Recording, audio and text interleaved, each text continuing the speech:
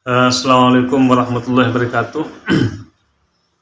Alhamdulillah wassalatu wassalamu ala ibni abdillah wa ba'du. Para sahabat bisikan di langit yang dirahmati oleh Allah Subhanahu wa taala. Dimanapun kalian berada, semoga tetap diberikan lindungan rahmat oleh Allah Subhanahu wa taala. Amin Allahumma amin. Di bulan Agustus ini adalah suatu bulan kelahiran Rasulullah Sallallahu Alaihi Wasallam. Kalau kita buka di dalam kitab Hayatul Muhammad yang ditulis oleh Muhammad Husain Haikal, Husain Haikal di sana menjelaskan bahwa bulan Agustus ini adalah bulan kelahiran Nabi besar, Nabi Agung Muhammad Sallallahu Alaihi Wasallam.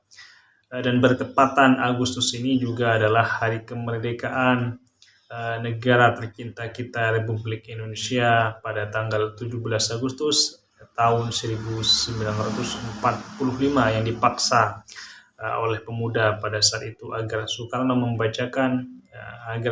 dan Muhammad Hatta membacakan proklamasi kemerdekaan Republik Indonesia pada saat itu. Proklamasi kemerdekaan Indonesia pada saat itu.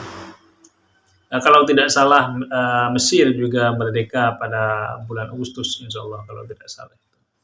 Di bulan yang penuh dengan anugerah ini, karena ini adalah bulan kelahiran Nabi Muhammad SAW dan juga bulan sakti bagi umat Indonesia, bagi warga negara Indonesia, tentang sejarah-sejarah perjuangan di masa lalu. Banyak sejarah-sejarah kakek nenek moyang bangsa Indonesia ini yang sangat luar biasa dalam melawan penjajah Belanda. Contoh misalkan cerita yang populer seperti Sakera, dia melawan. Seperti Si Pitung misalkan, dia melawan terhadap Belanda. Seperti Pangeran Diponegoro misalkan, dia melawan terhadap Belanda. Seperti Cut Nyak-Dien misalkan, dia walaupun seorang wanita, dia mampu membuat Belanda itu kocar-kacir atau mampu membuat ekonomi Belanda pada saat itu hancur. Seperti Imam Bonjol misalkan, atau kalau di Makassar itu ada Sultan Hasanuddin, kalau di Madura yang universitasnya dijadikan Madura itu, Trunojoyo itu masih sezaman dengan Belanda. Dia sepertinya juga melakukan perlawanan sengit juga terhadap Belanda. Banten juga memiliki pahlawan di sana dalam melawan penjajahan Belanda. Madura itu juga banyak melakukan perlawanan terhadap Belanda, seperti Kiai Bakir, Syekh Bakir di Banyuanyar. Itu melakukan perlawanan yang sangat sengit karena memang mereka menganggap betul-betul bahwa Belanda itu adalah penjajah pada saat itu. Saya pernah membaca sebuah tulisan atau ceramahnya Profesor Agus Sunyoto, itu Ketua Lesbumi NU. Belanda itu saking sulitnya menghadapi perlawanan Indonesia ini, Belanda itu mendatangkan orang-orang Yaman, orang-orang Islam di Yaman, dibawa dengan kapalnya untuk melakukan perlawanan atau untuk mencegah perlawanan pejuang Muslim pada saat itu yang bernama Pangeran Diponegoro, yang dibantu oleh para keturunan Nabi Muhammad SAW yang lari dari Hijaz, yang lari dari Mekah pada saat itu karena ada gemelut besar-besaran yang dikuasai oleh Ibnu Saud. Sehingga para keturunan Nabi ini diberikan sebuah wilayah yang bernama Syaidan di daerah Jawa Tengah itu. Belanda itu juga mendatangkan Konghucu, Cina Konghucu. Untuk apa? Untuk mencegah perlawanan Islam Cina yang ada di Indonesia ini. Kalau Islam Cina ini kan memang sudah sebelum Wali Songo itu sudah ada. Lebih-lebih Laksamana Chingho itu kan memang selain ingin menguasai tanah Jawa, dia memang menyusupkan para penyebar agama Islam ke Indonesia. Laksamana Chingho itu kan semasa pemerintahan Mongol pada saat itu. Ya, setelah Genghis Khan, dia mengabdi kepada keturunan Genghis Khan pada saat itu. Jelas bahwa Islam Cina itu memang ada sejak Wali Songo menyebarkan agama Islam di Nusantara ini. Sehingga apa tujuan Belanda, karena sangat sulitnya menghadapi umat Muslim, karena jihad itu, ini kan betul-betul jihad, bukan seperti jihad-jihatan yang sekarang ini, menentang konsep-konsep negara yang telah disepakati oleh para pendiri bangsa misalkan. Itu bukan jihad, itu bugat, pemberontak, dan wajib hukumnya diberikan pidana. Ya maksimal ya digantung lah orang-orang yang melakukan pemberontakan terhadap negara itu. Tidak seperti sekarang ini semua pemerintahan dianggap togut misalkan. Ini kan saya kira ini kan konyol, sedangkan mereka hidup di Indonesia justru malah menyalahi konsep-konsep negara Indonesia yang telah disepakati oleh para pendiri bangsa. Benci terhadap negeri mereka itu. Manusia itu kan boleh benci terhadap siapapun, silakan mereka itu benci terhadap Joko Widodo misalkan, atau ke wakil presiden atau ke menteri-menterinya, silakan, tapi mereka tidak boleh benci terhadap negaranya, itu tidak boleh. Sejelek apapun negara kita tetap adalah negara kita, sehebat apapun negara kita tetaplah itu adalah negara kita. Kalau melawan penjajah memang kita melakukan perlawanan terhadap Tauhid memang, karena mereka kan menjajah kita, menjajah kakek nenek moyang kita, disuruh kerja paksa. Banyak cerita-cerita terhadap diri saya dari orang-orang tua itu dulu, bahwa rakyat Indonesia ini memang dipaksa untuk melakukan pekerjaan berat oleh Belanda. Bagaimana kekejaman Jepang. Akan tapi di kemudian hari itu dilawan oleh para pejuang kemerdekaan Indonesia. Mereka tidak peduli lagi mau Belanda itu mau mendatangkan orang-orang Yaman misalkan, atau Belanda itu mau mendatangkan orang-orang Konghucu dari Cina. Mereka sudah tidak peduli lagi karena mereka sudah capek, sehingga kegusaran mereka terhadap Belanda itu dimanfaatkan oleh orang yang lahir pada tahun 1901, yaitu Bung Karno, putra sang pelajar pada saat itu. Sehingga Soekarno ini sering mengompor-kompori rakyat Indonesia ini untuk melawan penjajah, bahwasanya Indonesia katanya dijajah Belanda selama 350 tahun, walaupun secara sejarah itu kan masih simpang siur. Tapi tujuan Soekarno adalah memang untuk membangkitkan semangat rakyat Indonesia ini, semangat mencintai tanah airnya ini, untuk mengusir penjajah dari bumi Indonesia.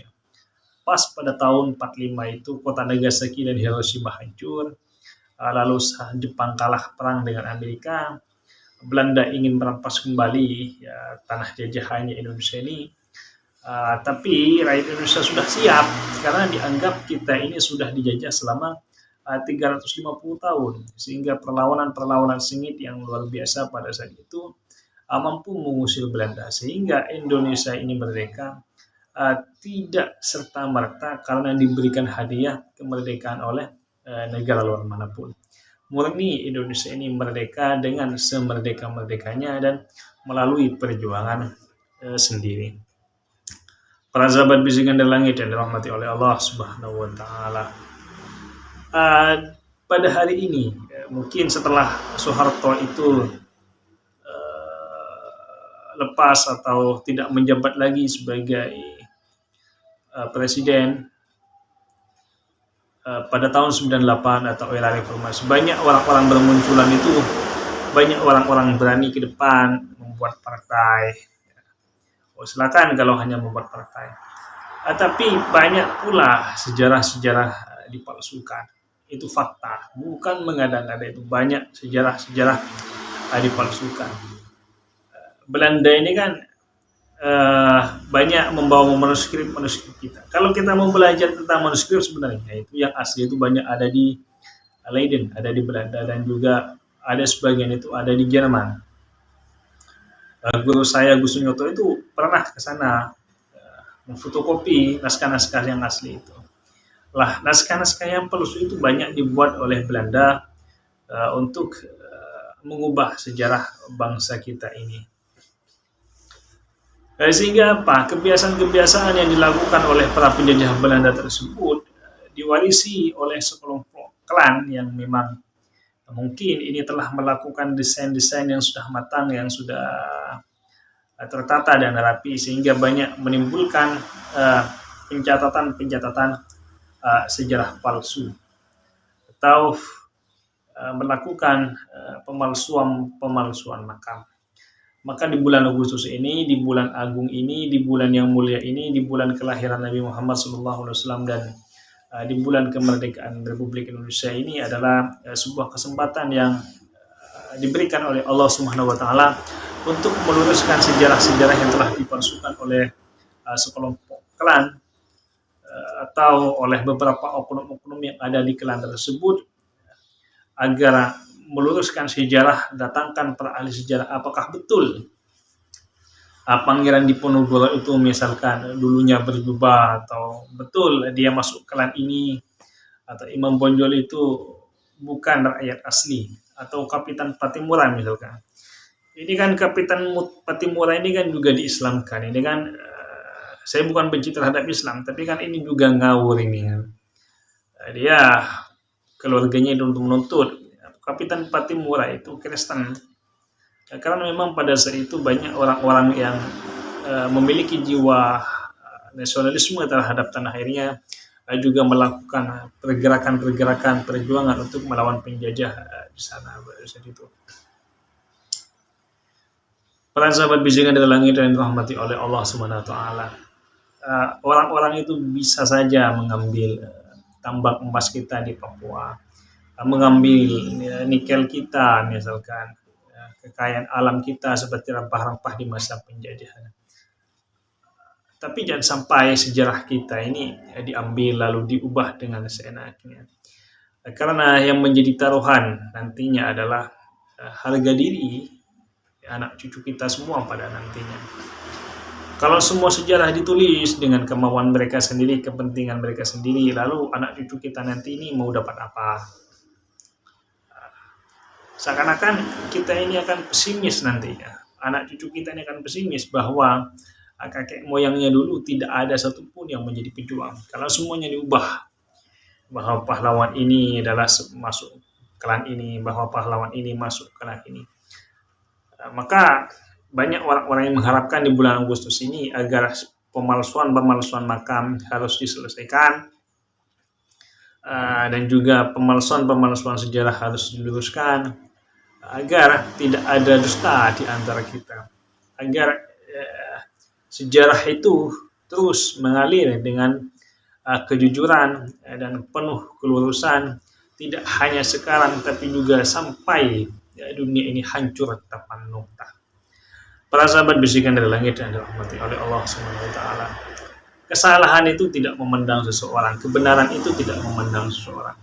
Jika dia salah, maka jangan diambil kesalahannya, walaupun dia adalah seorang tokoh sekalipun, seorang wali sekalipun, atau seorang malaikat sekalipun, jika itu salah. Dan juga sama halnya dengan kebenaran. Kebenaran itu jika keluar dari siapapun, jika itu merupakan kebenaran, maka kita harus ambil dari siapapun itu.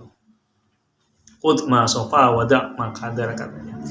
Baik kebenaran itu datangnya dari orang-orang biasa, dari petani, ambillah kebenaran itu. Karena kebenaran itu kan tidak mengenal siapa-siapa. Kalau benar ya ambillah kebenaran itu. Tapi jika pemalsuan ini datang dari orang-orang besar misalkan, ya harus tugas kita, tugas ormas keagamaan atau ormas sosial yang harus mampu meluruskan sejarah tentang sejarah ini. Jangan sampai melihat siapa orang yang memalsukan, tapi lihatlah apa yang dipalsukan, dan itu yang harus diluruskan di saat-saat ini. Para sahabat bisikan dari langit yang dirahmati oleh Allah Subhanahu wa taala. Bangsa ini selalu melahirkan putra-putra terbaiknya di sepanjang masa. Dan setiap negara itu selalu melahirkan putra-putra terbaiknya di setiap masa. Jangan sampai sejarah-sejarah yang baik-baik itu di suatu negeri, khususnya di negeri kita, itu dipalsukan oleh sebagian orang-orang yang memang tidak bertanggung jawab, hanya memiliki kepentingan untuk kliennya agar di suatu masa atau di masa depan dia bisa menguasai terhadap bumi Indonesia ini. Kita gak usah terlalu percayalah pada doktrin-doktrin yang kadang-kadang gak jelas itu. Doktrin itu tidak mampu memajukan suatu bangsa.